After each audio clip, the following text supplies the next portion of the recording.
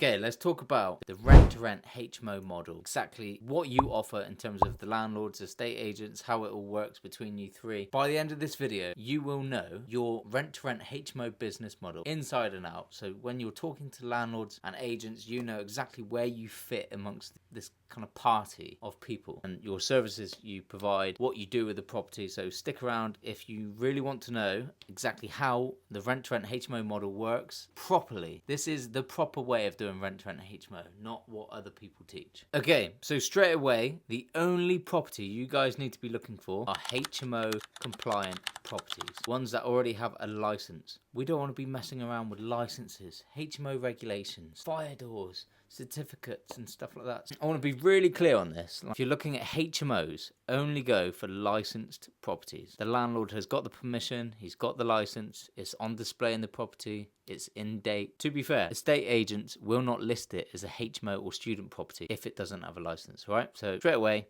number one is make sure if you're looking at HMOs, it's a licensed property. So essentially, what you are going to be doing is you're going to call the agent and say, is this property suitable for company let? It's a numbers game. You're going to get told no a lot. I speak to a lot of people that said, oh, you know, I've called many agents and it doesn't work. It doesn't work. I'm like, okay, how many agents did you speak to? 10? And I'm like, okay, so you're going to write off this whole business model and a possible financial freedom future because you've spoken to 10 estate agents.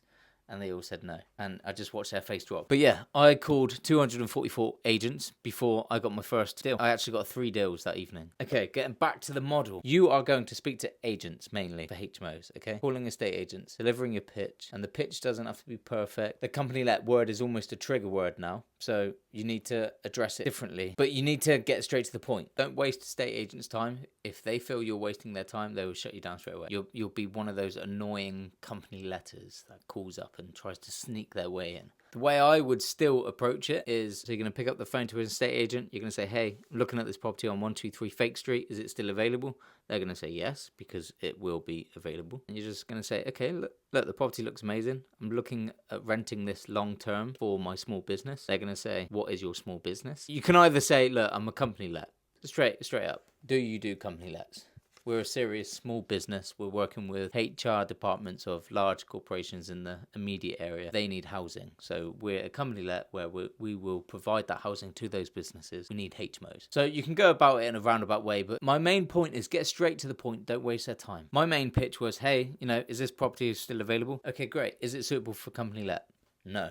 Okay, cool. Do you have any other properties suitable for company let? No. Is it in your policy? Do you do company let? And if they say no, and you hear it with confidence, you've got through. Okay, thanks for your time. Next phone call. I cover this in another video. It's called Calling Estate Agents Live. So be sure to check out that video. Right, let's say you get the viewing. You're going to go on the viewing. Estate agents, they tend to just leave you to it. You got about 15 minutes. That's kind of what they allocate for the viewing, okay? So don't expect to be there a long time. All I would say is video it. Video the whole thing and walk around slowly. Don't be, you know, shaking or moving too quickly. Walk into every single room and pan around slowly. The main things you want to look for are carpets, the state of the walls, the ceiling, the windows. Does the doors have thumb turn locks? The property is most likely going to be an absolute mess. Don't worry too much. Just look at the substantial stuff and make sure you get a clear picture or clear video. You know, you even want to know if the curtain rails are substantial enough. Don't take a far enough away video. If they accept your offer, you will be watching this video back thinking, okay, what do I need to buy? What do I need to plan for? And if you've taken a terrible video, you know, and even the curtain rails, are they substantial enough? Are they pathetic? Thumb turn locks on the doors, do you need to get them? Bear that in mind when viewing bedrooms. That's what you're looking for. Communal areas, nothing substantial to look for apart from damp. The silicone around the sink, has it been leaking? The floor, cupboard fronts, what condition are they in? And carpets and flooring, really. So the estate agent won't really ask you many questions, but I would suggest you ask a few questions, such as, so the landlord, have they worked with company lets before? If they say, I don't think so, or I'm not sure, they must know because you're a company let and they've said the landlord's open to company let. So just say, okay, you know, do you know why the landlord is considering a company let this time? What you're doing is trying to dig, but don't dig too much. The estate agent sometimes doesn't know a lot. All right, so don't put too much pressure on yourself thinking the estate agent is going to grill you or interview you, ask you loads of questions. They kind of just open the door, leave you to it, 15 minutes, say bye, that's it. If they do rent to rent, if they do company let, they understand the business model, but the whole point of this video is so you understand and know what to expect and understand where you you sit in the relationship of landlord, estate agent, and you, and how you're going to be running these HMOs. So next is you get home, be the most proactive person you can possibly ever be. The sooner you get that offer on the estate agent's table, the better it looks on you. Trust me, I've had direct feedback from the landlord who accepted my offer, and the main reason he accepted my offer, this is also on YouTube, interviewing a landlord. The main reason he accepted my offer is because I was very eager and proactive. I wasn't even the highest offer. So yeah, very important, be proactive. You're going to get the offer on the table. So where you sit now, I just really want to make sure you understand, is it's a triangle. You got the landlord at the top. You got the estate agent down here. You got you here. We essentially are tenant managers. We're going to pay rent, and we manage the tenants. The estate agent manages the property. So anything goes wrong, you notify the agent. They get it fixed with their contractors they have on their database, and then they invoice the landlord. Where the landlord sits, obviously they're the property owner. They look after the property through the estate agent. So drainage, electricals, white goods. It should all be covered in the contract on roles and responsibilities. So when it comes to contract, do not sign your life away by saying you will take on maintenance. That is the estate agent's job. They should manage everything, such as fridge seals. I had a fridge seal go in one of my HMOs the other day. The fridge door wouldn't shut. So I just notified the agent. They sent a contractor around to review it. Turns out the fridge door seal isn't an item that you can just buy and replace, so they bought a new fridge. Had it delivered, installed, everything. I had nothing to do with it. I just notified the agent that the fridge was broken. All from this office. You can literally run your HMO portfolio from home. And that's the benefits of this business model. It's very remote. You can be sat in Starbucks all day, managing your portfolio. So yeah, number one, main thing, do not take on maintenance, because if that boiler goes down, you don't want to be liable. That could be a £1,500 bill, and you sign that contract saying you would take on maintenance. Only take on light maintenance, smoke alarms, light bulbs. Anything that the tenant breaks in the property, if it's the tenant's fault, then it's your responsibility. But still, this is very important, you still need to notify the estate agent.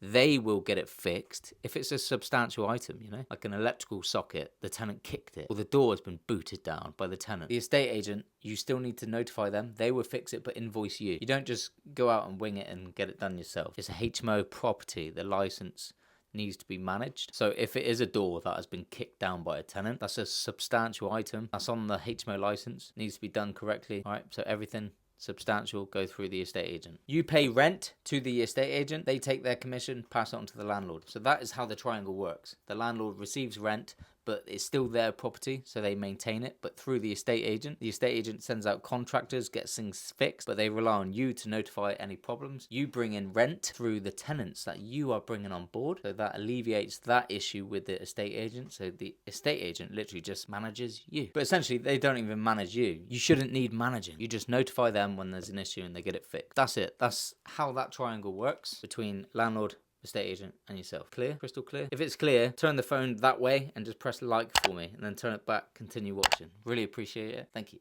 Let's say your offer is now accepted, right? Based on all of that. You've got a very student-looking house. This is what you need to do. You should already have your advert live on Spare Room for testing demand. That's a whole nother video in itself. Testing demand. Shouldn't be taken on a property if you haven't tested demand. Not just gone on Spare Room, looked at the average rates and popped that in a calculator. You actively need to test demand. Anyway, you've got demand. Contracts are signed. You've collected the keys. Now what? You've got very student looking property. Magnolia walls everywhere. Quite often HMOs are furnished with the substantial items, the white goods, beds, bedside tables, wardrobes, desks. All you need to do is whitewash the walls if needed. The carpet should be in good condition. If they're in terrible condition, then really the landlord should replace that. If you've gone through an estate agent to secure a rent-to-rent HMO, they will have it professionally cleaned prior to you taking it on, with an inventory as well, just so they can monitor what the property condition is like when you return it. Cool. So all you need to do now is whitewash the walls, a feature wall, dress it with lamps, okay? Wall art, such as that one there. That's actually from one of my HMOs. I bought too many. Stick to the same theme. A good paint is tough and durable in B&Q. Stick to the same colour scheme. We use Cheweka yellow. Limerick green is a really good colour. Those rooms actually go quite quickly. They suit both genders, if there is only two genders anymore. Yeah, and just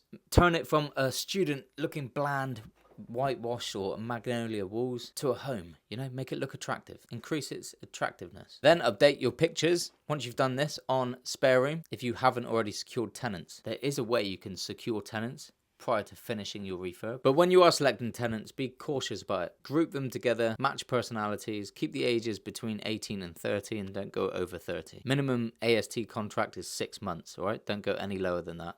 And don't allow a tenancy to expire between the months of November and April, because those months are the quietest months. If somebody moves out during those months, you will find it really hard to fill those rooms. So the benefits of us working with landlords: we're going to offer a free light refurb, no voids. We're going to pay rent on time every time. You cover all bills, council tax, everything. You act as a corporate tenant, so you don't qualify for tenant rights as a normal tenant would. So if you breach the contract at all, the landlord can take their property back almost immediately without going through court. So this makes it stress-free for the landlord, knowing that they will be getting this rent. And there's only a single point of contact: you. The property will be returned in the same, if not better condition. You're proactive with the estate agents, especially during inspections. You know, estate agents will do quarterly inspections. So the common objections that you will get from estate agents and landlords is this subletting? If they ask this question, then, you know, especially if an estate agent asks this question, then you've either got the newbie on the phone or it's something they do not do. Do not go into convincing mode, trying to convince them, no, it's not subletting, it's because of this. They don't do company let. You being on that phone will not change their mind. So don't go into convincing mode. Give them a very basic answer, such as, no, it's done through a company-let management contract, so we're essentially a corporate tenant. We don't qualify for normal tenant rights. So this legally allows us to do it because it's a company-let management contract done through a limited company. And then you could give an example, such as, you know, Premier Inn, they're exactly the same as us. They're just on a larger scale. You know, another common objection is, how do you guarantee the rent? This is a really good question. It's not even a really good question. It's a clever answer, because nothing in life is guaranteed apart from taxes and death. While the termed guaranteed rent, we build confidence by assessing the demand of the rooms prior to committing to the property. Another common objection is, would it be your employees staying there? Again, from my experience, estate agents that ask this question do not operate with this business model. So just give it a very basic answer, such as, no, we work with large corporations providing luxury rooms for their employees, not our employees. That's it. Don't overthink it. That is it. Watch this video time and time again, drill it into your mind, write it all down. But that is basically the HMO model. There are other savvy ways that you can do it. If you find a 3-bed with 2 reception rooms, then you can turn that into a 4-bed. Depending on the district council and their regulations, whether they allow a 4-bed, you run like a HMO without a license. But if you haven't been trained in this model, do not just wing it, all right? There's a lot to go wrong. I'm going to leave a few links in the description. Facebook group, go and join that. Instagram, go and follow me on that. If you found this video useful, I'm going to be dropping a lot more videos, aiming for 3 a week. All right, so subscribe, do all that shenanigans. Catch you on the next one. See you later.